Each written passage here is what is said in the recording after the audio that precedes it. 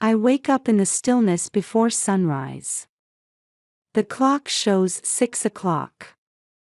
It's been 3 years since I lost my husband George, and waking up at this hour has become my routine. I open the curtains, letting fresh air into the room.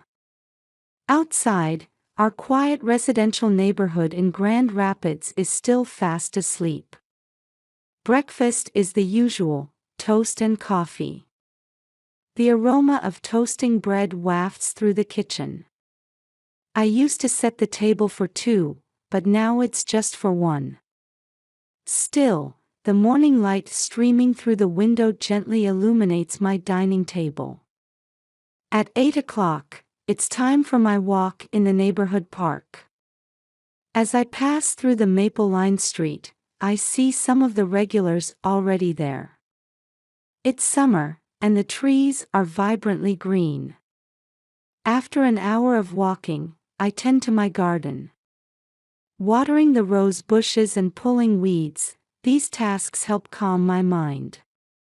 Weekday afternoons are busy with community activities. The Wednesday book club, in particular, is my special place. Even after retiring as a librarian, my love for books hasn't changed. And twice a week, I drive my beloved granddaughter Sophia to and from her activities. She's 8 years old and always chatters about her school day from the back seat on the way to ballet lessons. Weekends are special. Sophia stays over on Saturdays. We bake cookies together and read her favorite book, Charlotte's Web. On Sundays, I attend church service where I see my daughter Laura, her husband Adam, and Adam's mother Helen. Laura works part-time at the local supermarket 4 days a week, but on her days off, we go shopping together or enjoy gardening. Her smile is truly beautiful, especially when we get caught up in conversations about gardening. Adam keeps busy as a construction site supervisor.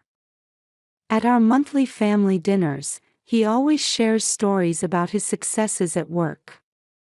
He's a kind man who never fails to send flowers with Laura on Mother's Day. Helen and I maintain a cordial relationship, partly because we attend the same church. While our interactions are mostly social pleasantries, we still care for each other. Adam's house stands out in the neighborhood. It's a 2-story home surrounded by white picket fences, with well-maintained lawns, 3 bedrooms, and a 2-car garage. Thanks to his stable income from the construction company, they can comfortably afford Sophia's ballet lessons and 2 family trips each year. This was our daily life, filled with peace and happiness. Until that phone call came. The morning of July 15th started like any other. I woke up before my alarm clock, opened the windows to let in fresh air as usual. Outside, I could hear early morning birdsong as summer sunlight gradually brightened the streets. As I finished opening the curtains, I saw the Johnsons across the street already watering their garden. In the kitchen, I toast bread and brew coffee as always. After 3 years, I've grown quite accustomed to preparing breakfast for one. The aroma of toasting bread fills the quiet kitchen. A single rose in a vase on the table, picked from my garden yesterday, still holds morning dew. After finishing my breakfast of toast and coffee, I headed out for my walk. Passing through Maple Street's tree-lined path, I exchanged greetings with the usual faces in the park. Martha and Judy had already started their stretching routine, and I joined them. The pleasant summer morning air embraces us. On my way back, I caught sight of Sophia and Laura preparing for school and work. Sophia wore her blue backpack, while Laura was putting her supermarket apron in her bag. Adam's car was already gone, he must have left early for work. Construction sites start early. Grandma, good morning. Will you help me continue my project after school today? Sophia's cheerful voice rings out. She had started working on her school research project at my house last week. Her enthusiasm warms my heart, reminding me of my days as a librarian. None of us could have predicted that this ordinary day would change so dramatically in just a few hours. I spent the morning tending to my garden, watering the rose bushes and trimming overgrown branches. Next week's book club would be discussing a gardening book, and I wanted to gain some practical experience to advise the members. After a light salad for lunch, I immersed myself in preparing materials for tomorrow's book club. In the evening, I was double-checking the materials while watching local news on TV. Grand Rapids' peaceful daily news played in the background. Occasionally, I'd smile at the photos Sophia sent to my phone. Today it was a picture she drew in class. Around 11 o'clock, I was preparing for bed. Brushing my teeth, applying cream, changing into pajamas. The news anchor's voice drifted through the quiet house, announcing tomorrow's weather forecast. Tomorrow will be sunny with average temperatures, they said, and I was making plans for tomorrow's gardening. That's when the sudden ring of the phone shattered the silence. I hesitated slightly at the unfamiliar number before answering, only to hear a small, trembling voice. Grandma. I recognized Sophia immediately. But this wasn't her usual cheerful voice. My heart started racing. Sophia. Why are you calling so late? Her trembling voice replied to my question. Mommy won't wake up. I felt my spine freeze. The image of Laura's healthy appearance this morning flashed through my mind. What do you mean? Mommy.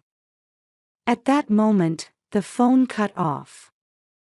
My repeated calls went unanswered.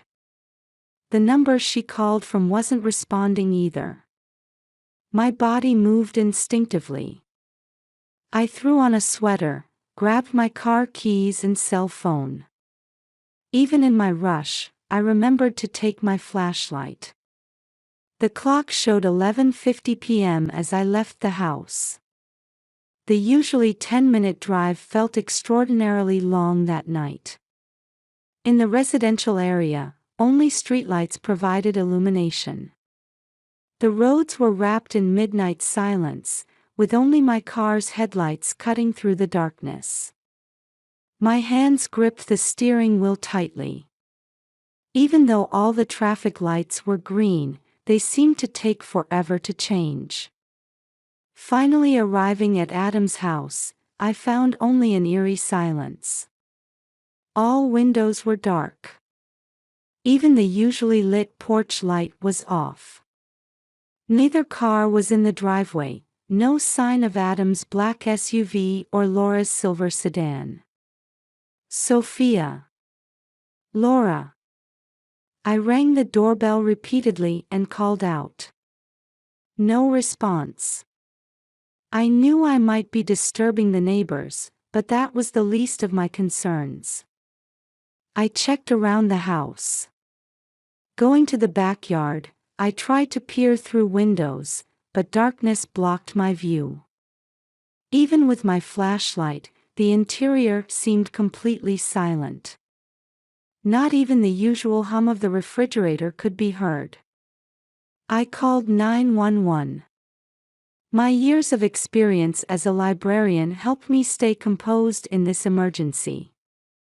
I explained the situation in as calm a voice as I could manage.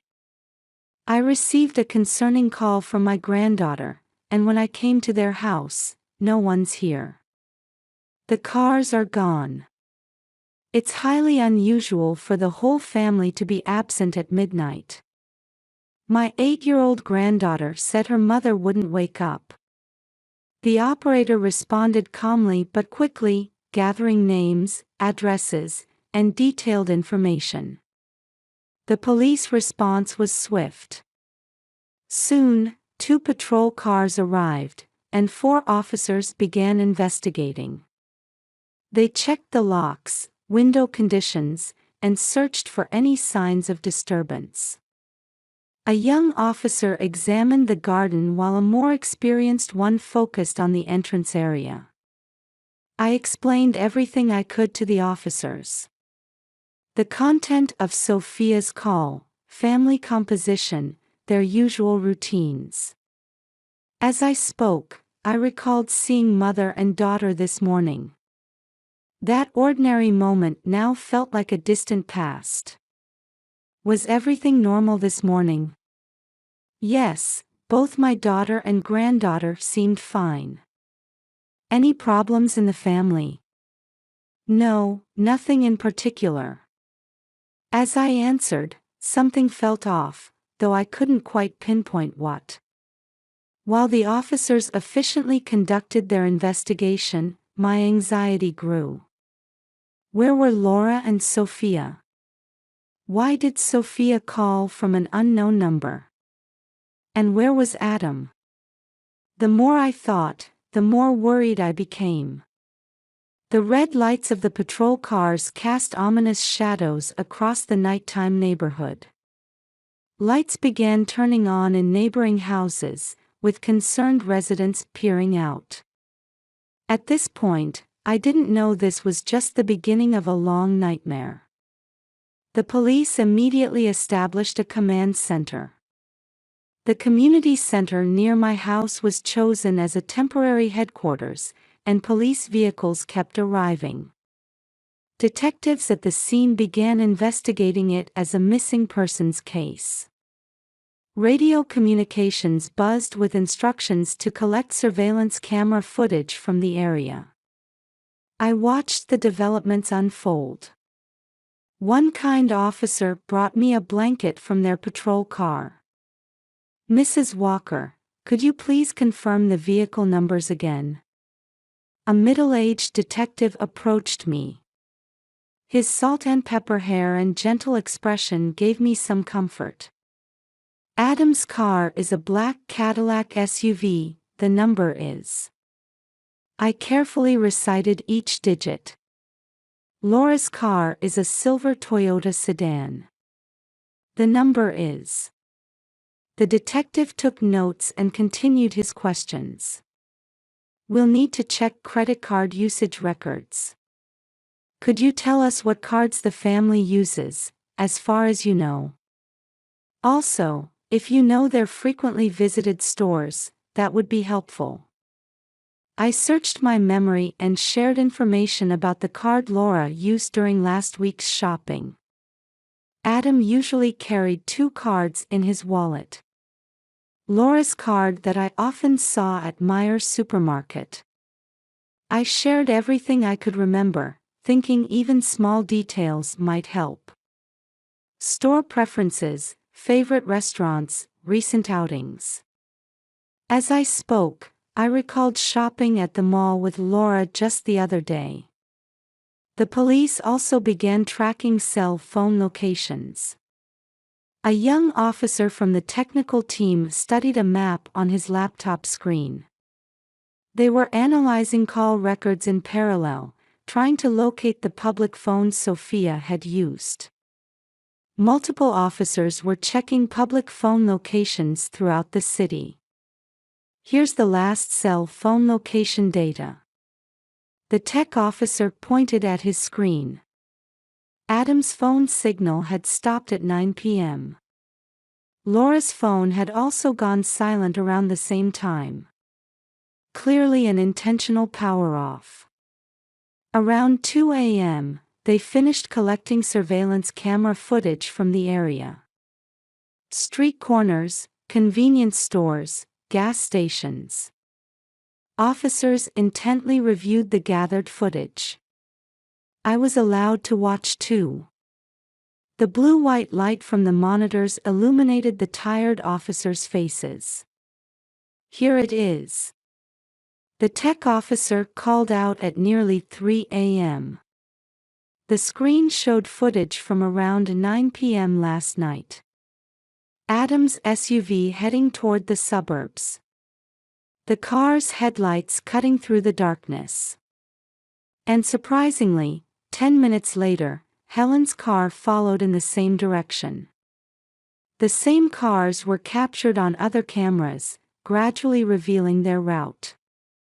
"We've located the phone call source," another officer reported.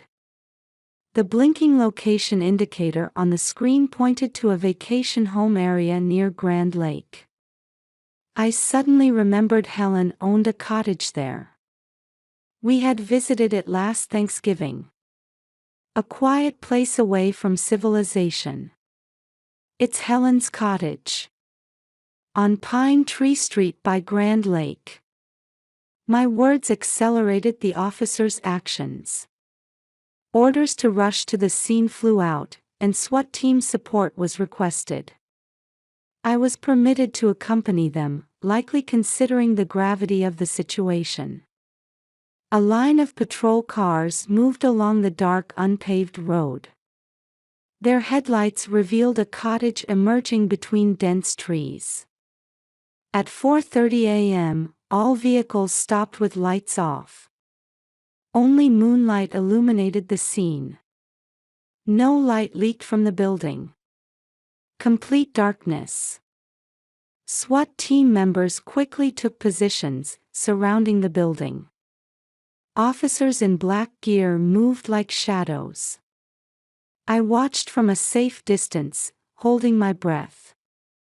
Faint sounds could be heard from the dark building, especially from the basement direction. My heartbeat echoed loudly in my ears. When the order to breach was given, time seemed to stop. The door was broken down, flashlight beams cut through the darkness. For a few seconds, the world seemed frozen. Minutes later, Adam and Helen were restrained and brought out. Adam showed no resistance, just a vacant expression. His usual gentle demeanor was nowhere to be seen. Helen was distraught and shouting something, but her voice was swallowed by the night darkness.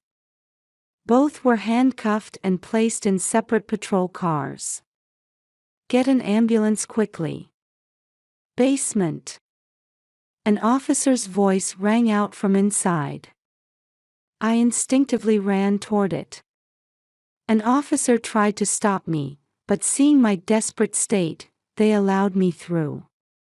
Going down the dimly lit stairs, I found Laura and Sophia. The basement had a damp atmosphere with a faint smell of dust. Laura lay in a corner of the basement. Though conscious, she appeared severely weakened. Her face was pale, lips dry. Multiple bruises and wounds were visible on her arms and neck. She accepted water from an officer with slightly trembling hands. Paramedics quickly began treatment and carried her out on a stretcher. "Grandma." Sophia ran to me. Her small body clung to mine. Though she showed no physical injuries, she was trembling with fear. I held her tightly. Her intelligence and courage had made this rescue possible. She had found a public phone and had the wisdom to seek help. "You did so well. You did so very well." I hugged Sophia repeatedly while wiping away tears. An officer brought a blanket. As I draped it over her shoulders, I looked toward the ambulance. Laura was already loaded, and it was heading to the hospital with sirens blaring. The red lights disappeared between the trees. Paramedics recommended checkups for us too. They confirmed Sophia had no injuries and gave her a brief examination. She looked exhausted, nestling small in my arms. An officer brought us warm drinks. We sipped them slowly, waiting for dawn. The pre-dawn sky was gradually brightening. Adam and Helen illuminated by patrol car lights. The sound of the ambulance siren fading away. And Sophia, finally sleeping peacefully in my arms, at last feeling safe. Light from the horizon gently illuminated her tired sleeping face. Our lives changed dramatically in these nightmarish hours. But feeling Sophia's warm breath, I made a firm vow. From now on, I would absolutely protect this child and Laura. The dawn light gently illuminated that promise. 3 days after the incident, I waited in the hospital hallway for a police report. Laura was still hospitalized but stable. Sophia was staying at my house, currently meeting with the school counselor. The lead detective approached with a grave expression. He said he would share the facts revealed during interrogation, being as considerate as possible. Led to a hospital consultation room, I took a deep breath, preparing myself. Suspect Adam Walker has begun making statements. The detective's voice was quiet but carried certain weight. He admits to long-term domestic violence. However, he tends to try to justify his actions. According to Adam's testimony, it all started from a twisted obsession with having a perfect family. From the beginning of their marriage, he closely controlled Laura's behavior. Where she went, her friendships, what she bought. The control gradually intensified, and he began using violence when Laura didn't comply. The suspect claims these actions were legitimate discipline. He states, "Mother always taught me that maintaining household order was a husband's duty. If my wife doesn't listen, it means my guidance is insufficient." The detective dispassionately read Adam's words from the interrogation room. "I needed to guide her as many times as necessary until she became the perfect wife. Mother said that was right. Laura was a defective product that couldn't meet my expectations. She needed correction." My hands trembled. Helen's shadow lurked behind this tragedy. Her teachings were deeply embedded in Adam's words. Helen's interrogation revealed even more horrifying truths. "I raised my son to be perfect as a mother." Helen's statement record detailed her abnormal thinking. "Adam is my pride. But that woman was different. A loose woman who would ruin my son. She couldn't even do housework properly. Not worthy of my son. I knew from the start." Her true nature was exposed under the investigators' questioning. From their wedding day, I kept pointing out her flaws. Bad cooking, inadequate cleaning, not even fixing her makeup when she knows her husband is coming home. She was an embarrassment in social circles. An abnormal attachment to her son, deep-rooted hatred for her daughter-in-law. She saw Laura as someone who stole her son and maintained a constantly critical eye. While outwardly playing the loving mother-in-law, she repeatedly harassed Laura behind the scenes. "What I did was love. Proper guidance for my son. Necessary measures to maintain the family's dignity." That child must have felt the same way. After all, we are the perfect parent and child. Even the interrogator was left speechless at these words. Her twisted maternal instinct and desire for control were too deeply rooted. Suspect Helen fully supported her son's actions. Rather, we found she was actively involved. The detective began explaining the events of July 15th, flipping through his papers. On the morning of July 15th, Adam pretended to leave for work as usual but actually returned home. Around noon, he found a message from an unknown man on Laura's phone and became enraged. Later investigation revealed it was just a delivery notification. "Who are you messaging?" "It's just a delivery." "Don't lie." According to Adam's testimony, intense violence began then. When Laura lost consciousness in the evening, he panicked and immediately called his mother Helen. "Mom, what should I do? My hand slipped." "I understand. Don't panic, I'm coming right away." Helen reportedly responded calmly and suggested the plan to confine Laura at the cottage. "We can't expose the family's shame any further," she said. Together they put Laura in the car and took her to Helen's cottage. Adam stated they had to take Sophia too as she was a witness. "And Sophia was there too?" "Yes," I answered grimly. "They probably didn't want to leave a witness." Laura's testimony was even more heartbreaking. Regaining consciousness, she spoke quietly but firmly from her hospital bed. "I felt something was wrong from the day after our wedding. When Adam started checking my clothing in detail." Laura continued, clutching the hospital sheets with trembling hands. "Dress in a way that won't shame me as a wife, fix it before mother points it out." At first, I thought it was an expression of love. The scolding for minor mistakes intensified day by day. Putting away dishes wrong, folding laundry sloppily, makeup too flashy, everything was my fault. "And Helen?" Laura's voice caught. She always watched with cold eyes. "You're not good enough for my son, we could have found a more perfect bride." Being told that constantly. At first, I believed it was Adam's way of showing love. Laura's voice trembled. But it gradually escalated. "I couldn't let Sophia see. I desperately tried to hide it." And the most courageous testimony came from the 8-year-old girl. In a child-friendly interview room, Sophia answered the child psychologist's gentle questions.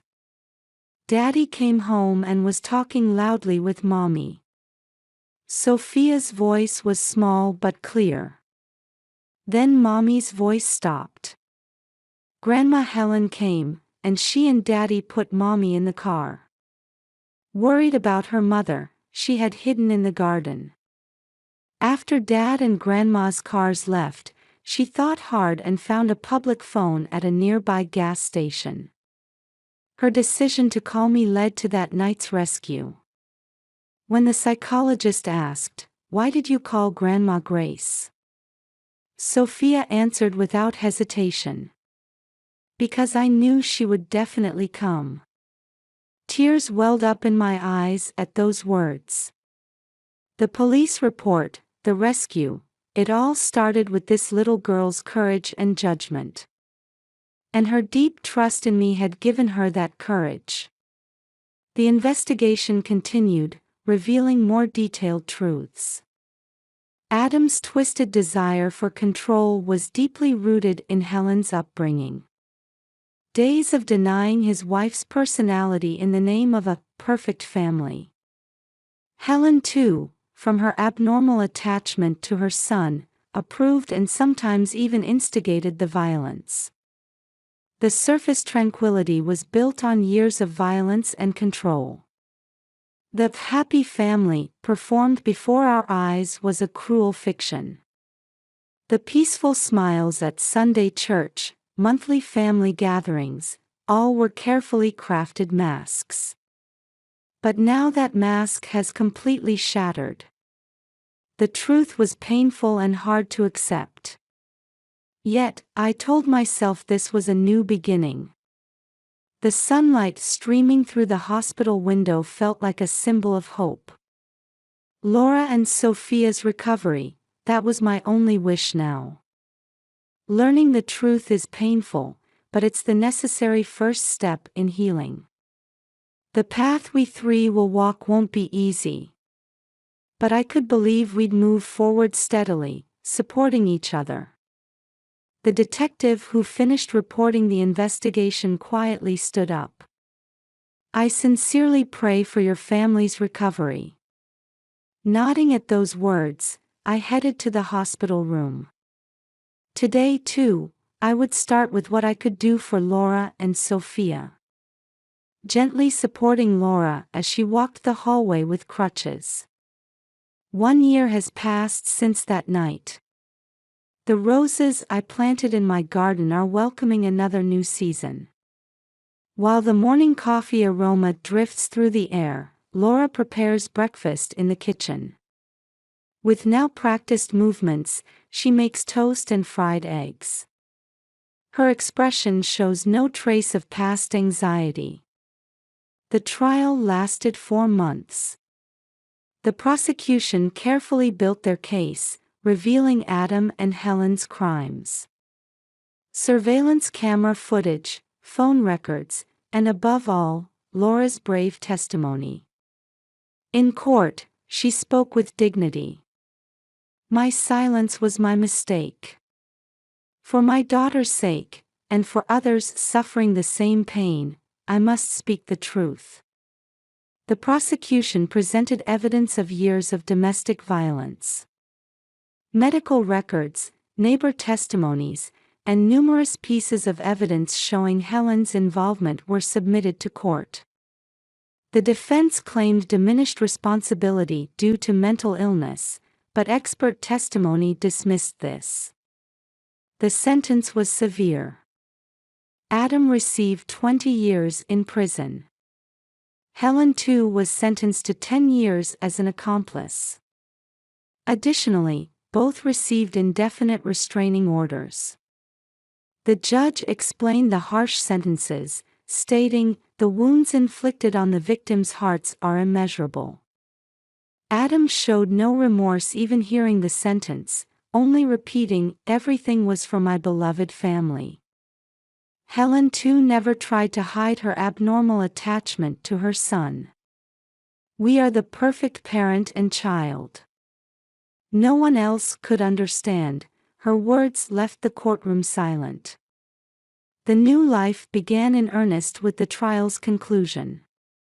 Laura started working part-time at a local flower shop while attending psychological counseling 3 times a week. She's thriving in work that uses her gardening knowledge.